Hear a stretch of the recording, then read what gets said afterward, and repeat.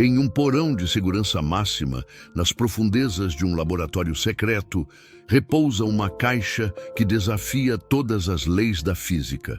Sua superfície, feita de um material que os cientistas não conseguem identificar, absorve a luz como se fosse um buraco negro em miniatura.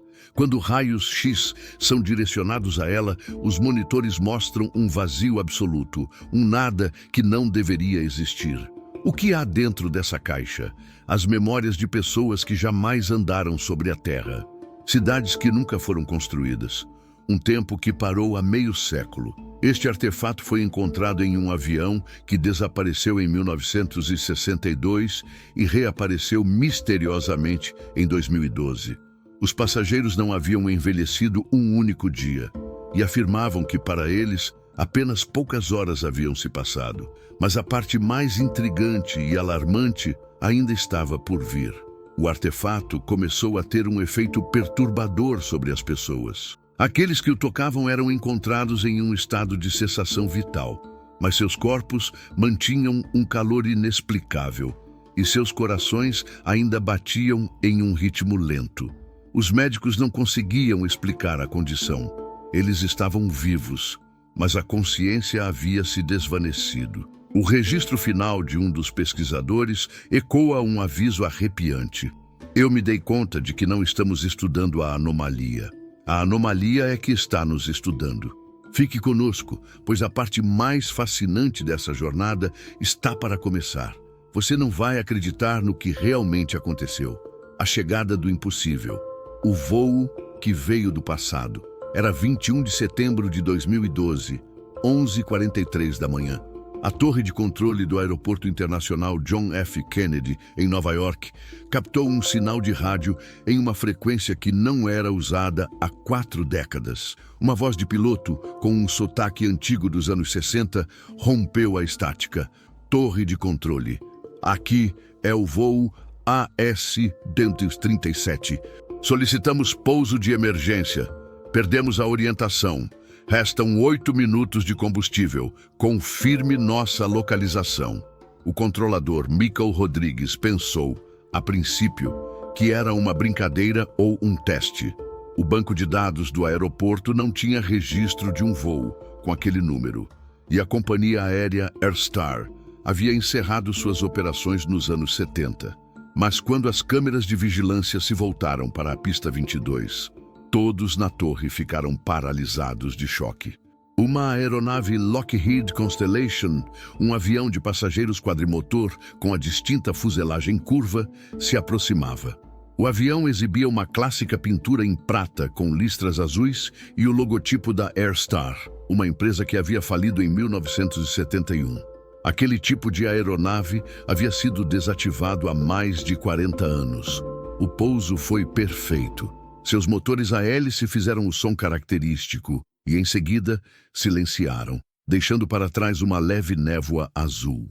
As equipes de solo que correram para o avião pararam abruptamente. Aquilo não era uma réplica de museu, nem uma exposição restaurada. À sua frente estava a Constellation original, modelo de 1962, com todos os detalhes daquela era intactos. A área do incidente foi imediatamente isolada pelos serviços de segurança nacional. As informações foram classificadas como sigilosas e todas as testemunhas assinaram acordos de confidencialidade sob ameaça de processo. Tendas foram montadas ao redor da aeronave para criar um laboratório de campo. A bordo do avião havia 92 passageiros, incluindo 17 crianças, um jovem casal em lua de mel e um padre idoso, o padre Thomas O'Brien.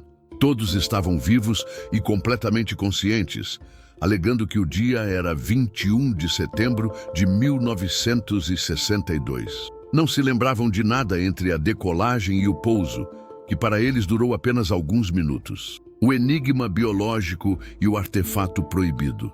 Uma equipe médica foi chamada para fazer uma avaliação preliminar.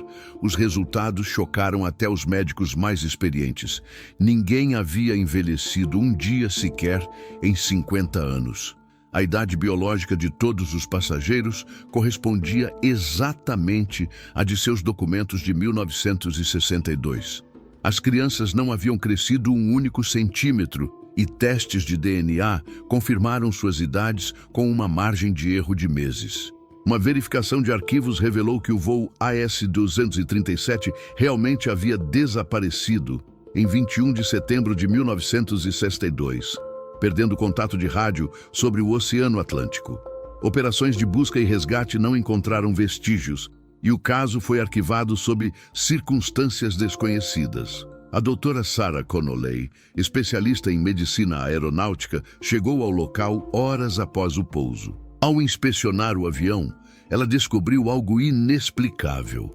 A estrutura metálica estava em condições perfeitas, sem sinais de corrosão ou desgaste, algo impossível para 50 anos. Os instrumentos registraram traços de ionização na superfície do avião, como se ele tivesse atravessado um ambiente sem oxigênio ou no vácuo. Mas a descoberta mais misteriosa estava no compartimento de bagagem. Sob uma pilha de malas, uma pequena caixa de metal de 20,15 centímetros foi encontrada. O artefato era composto de um material que parecia desafiar a própria ciência. Uma substância sem equivalente na tabela periódica. Sua superfície era de um preto absoluto, que absorvia a luz sem qualquer reflexão. 3 círculos concêntricos e símbolos desconhecidos estavam gravados na parte superior. A caixa era monolítica, sem costuras ou aberturas visíveis. Tentativas de penetrá-la com raios-x e ultrassom falharam, mostrando apenas um vazio que parecia absorver toda a radiação. Quando um magnetômetro foi aproximado, o dispositivo foi ao limite, mas o campo se dissipou em segundos. O sutil vínculo entre mentes e a frequência oculta. Enquanto a equipe de cientistas tentava decifrar a caixa, os passageiros do voo foram levados a um centro de quarentena. Suas reações causaram grande preocupação. Pessoas que viajaram 50 anos no futuro se comportavam com uma calma absoluta, como se estivessem lidando com um simples atraso de voo. Eles perguntavam quando poderiam continuar a viagem para Miami e reclamavam da comida do aeroporto. A doutora Maria Vasquez, psiquiatra, iniciou entrevistas com os passageiros. Sua primeira entrevistada foi uma menina de 10 anos, Timmy Johnson. Com uma voz calma, a menina descreveu um fenômeno estranho no voo. De repente, tudo ficou muito claro lá fora, mas não havia sol. A luz era roxa e se movia em círculos. E então alguém falou, não em voz alta, mas direto na minha cabeça. A voz disse, não tenha medo, estamos apenas levando você para um lugar de guarda. Descrições similares se repetiram em outras entrevistas. Todos os passageiros descreviam os mesmos fenômenos. O capitão, no entanto, exibia um comportamento mais perturbado, olhando fixamente para um canto da sala. Eu não vejo, eu sinto, ele disse. Há alguém ali, o que nos trouxe. Eles estão esperando. Essas palavras alarmaram os pesquisadores, pois o capitão não deveria saber da existência da caixa. 72 horas após o pouso, a doutora Rachel Stone, especialista em línguas antigas, revelou uma descoberta impressionante. Os símbolos da caixa eram similares à escrita suméria, mas com elementos que nunca haviam sido encontrados. A inscrição, ela traduziu, significava um repositório de momentos perdidos, ou um baú do tempo esquecido. Mas havia um aviso. Quem o abrir, verá algo que não deveria ser visto. Naquela mesma noite, o primeiro fenômeno inexplicável relacionado à caixa aconteceu. O segurança, Robert Lane, foi encontrado em um estado de coma ativo, perto do avião. Seu coração batia, mas ele não respondia a estímulos. Em seu delírio, ele repetia, 2715, Hertz, eles estão me chamando para casa. Os instrumentos registraram que a caixa emitia essa mesma frequência. E o mais assustador, essa frequência também foi detectada nas ondas cerebrais de todos os passageiros. Há pontes que unem o tempo e o segredo de uma nova existência. No quarto dia após o incidente, a equipe tentou abrir a caixa, mas nenhum método, de cortadores a laser a explosivos de baixa potência, conseguiu danificar a superfície. O físico Kevin Hartley, do Caltech, propôs uma abordagem não convencional. Ele colocou a caixa em uma câmara com vácuo absoluto, recriando condições de espaço sideral. Foi então que a superfície da caixa começou a se dissolver, revelando uma estrutura interna que parecia um aglomerado de luz pulsante. Violando os protocolos, o Dr. Hartley ficou sozinho no laboratório naquela noite. Sua última entrada no diário de voz foi gravada às 3h27. Reproduzia a frequência de 27,15 Hz. A caixa respondeu. Ela se abriu completamente. E eu vejo, meu Deus, eu não vejo um lugar, mas o tempo, camadas inteiras de tempo, sobrepostas umas sobre as outras. Vejo o mesmo hangar em 1962, em 2052, e em anos para os quais não temos números, tudo de uma vez. E em cada camada, há pessoas olhando para mim, elas me acenam e tentam dizer algo, mas suas vozes vêm do futuro. A gravação terminou com um som na frequência de 27,15 Hz. Todas as câmeras desligaram. O coração do Dr. Hartley ainda batia, mas seu corpo não estava mais no laboratório. A caixa foi imediatamente transferida para um laboratório subterrâneo do Pentágono e os fenômenos se intensificaram. Em todo o país, as pessoas começaram a ouvir a frequência de 27,15 Hz. O padre O'Brien disse que via anjos do tempo. O jovem casal de lua de mel começou a desenhar diagramas de dispositivos que pareciam ser de tecnologia futurista. As crianças, no entanto, apresentavam as mudanças mais alarmantes. Sentavam-se em silêncio por horas, olhando para um ponto invisível, movendo a cabeça em sincronia. Timmy Johnson, a menina de 10 anos, falou com uma voz adulta. Não viemos do passado, viemos de um lugar onde passado e futuro não existem. Somos mensageiros daqueles que vivem entre os segundos. O veredito final e o segredo do guardião. No 7º dia, o capitão McCann pediu uma reunião com o chefe da equipe de pesquisa. Eu me lembro onde estivemos, ele disse calmamente. Não era um vazio, era um vasto depósito onde todos os momentos que já existiram ou poderiam existir são guardados. E em cada prateleira havia esferas transparentes, cada uma contendo um momento. O nascimento, o primeiro beijo, a última jornada de alguém. Ele explicou que o tempo na Terra estava danificado por um evento cataclísmico. Uma liberação de energia maciça em 1962 que criou uma rachadura no tecido do tempo. Eles foram trazidos para lá como testemunhas. O capitão então revelou o veredito. Eles nos deixaram ir com uma condição. Precisamos encontrar a pessoa que pode curar o tempo. Se não a encontrarmos em 30 dias, todos os seres vivos na Terra começarão a declinar em direção ao ponto de origem, até se dissolverem por completo. Essa revelação soou como uma sentença impossível, mas o tempo corria. A caixa misteriosa no Pentágono continuou a emitir uma luz dourada, tornando-se mais brilhante a cada dia. A temperatura interna, no entanto, era de zero absoluto, um paradoxo que contradizia todas as leis da termodinâmica. A doutora Elizabeth Green, física quântica, propôs uma teoria revolucionária. A caixa não era uma tecnologia, mas uma anomalia natural onde o tempo se curava de uma condição séria. Enquanto isso, o mundo começou a enfrentar uma série de eventos estranhos. Relógios mecânicos se moviam para trás. Ilhas apareceram no oceano, mais jovens do que o tempo atual. No 15º dia, uma passageira, a professora Dorothy Miller, pediu para falar com o Dr. Vasquez. Eu me lembro de tudo, ela disse. Eu vi o fim e sei como evitá-lo. O homem que pode curar o tempo já está entre nós, mas não sabe de suas habilidades. É o Dr. Hartley. Ele não desapareceu. Tornou-se uma ponte entre as camadas do tempo. Dorothy entregou a Vasquez um pedaço de papel com uma sequência de símbolos. Esta é a instrução para fechar a caixa, ela avisou. Mas se for feita de forma errada, o tempo não irá simplesmente se dissipar, ele deixará de existir completamente. A jornada de uma criança e a revelação final. No 18º dia, a equipe de cientistas tentou fazer contato com o Dr. Hartley através da caixa. Eles reproduziram a frequência de 27,15 Hz e direcionaram um feixe de laser codificado.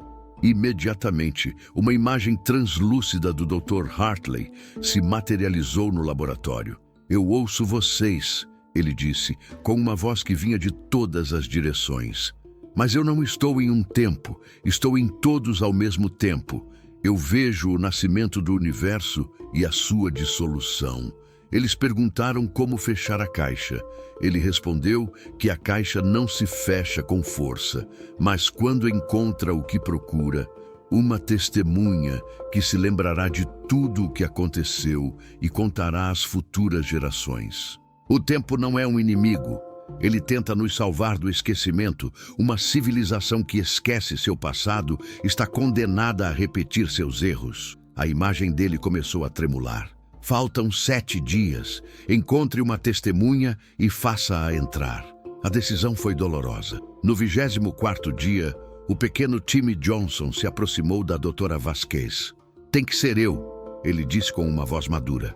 "Os adultos têm medo de se perder, mas as crianças sabem que mudamos a cada dia. Eu não tenho medo de esquecer quem sou. Eu viverei em todos os tempos ao mesmo tempo. Verei o que foi e o que será. E voltarei para dizer às pessoas que o tempo é uma dádiva."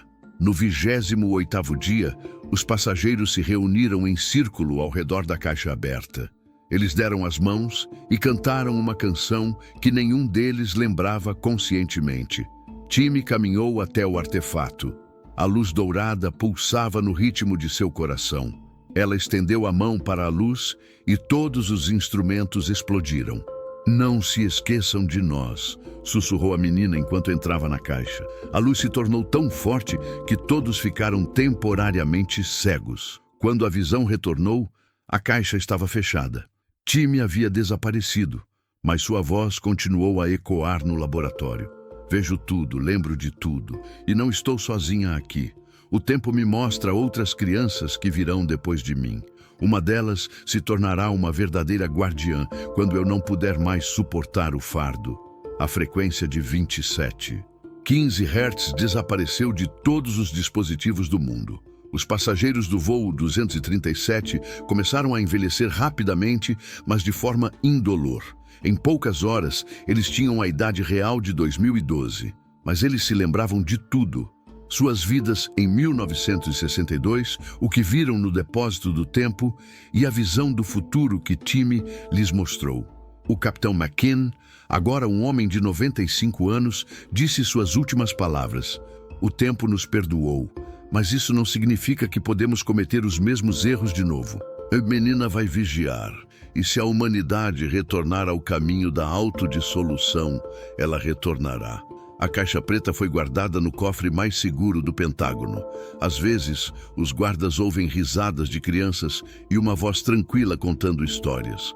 Um documento secreto do governo americano afirma: em caso de catástrofe ou ameaça à existência da humanidade, a caixa deve ser aberta. A testemunha retornará, mas não haverá segundas chances. A história não terminou aí. 5 anos após o incidente do voo 237, o mundo enfrentou uma nova ameaça que forçou os governos a reconsiderar a sua visão sobre o estudo do tempo. A doutora Vasquez foi convidada como consultora para o novo Departamento de Anomalias Temporais da ONU. Ela percebeu que o sacrifício de Timmy apenas estabilizou a situação temporariamente. Agora, as rachaduras no tempo estavam aparecendo novamente, e em todo o mundo. Em Tóquio, crianças desapareceram em um museu e reapareceram uma semana depois, alegando ter passado 1 ano no passado. Em Londres, arqueólogos encontraram um smartphone moderno em uma camada de 2000 anos. O mais alarmante, no entanto, veio da Sibéria. onde uma expedição encontrou os restos de uma cidade construída com tecnologia futurista. A datação por radiocarbono mostrou que os edifícios eram mais jovens do que o tempo presente. Crianças em todo o mundo começaram a se manifestar, afirmando-se lembrar de conversas com Timmy em sonhos. Elas tinham idades entre 6 e 12 anos e contavam histórias assustadoramente semelhantes sobre um futuro onde o tempo estava completamente quebrado. Quando as 11 crianças foram reunidas em um centro de pesquisa, elas se reconheceram e começaram a falar em uma linguagem estranha, traduzindo simultaneamente. Os primeiros querem voltar no tempo. Eles acreditam que a humanidade está usando-o de forma errada. Eles querem apagar tudo o que aconteceu e começar de novo. As revelações levaram a uma reunião de emergência do Conselho de Segurança da ONU. Um general do Pentágono revelou que satélites militares registraram objetos que materializaram no espaço, desafiando as leis da física. Não estamos lidando com uma civilização de fora, disse ele. Estamos lidando com forças que existiam antes da formação do próprio universo. E elas estão retornando.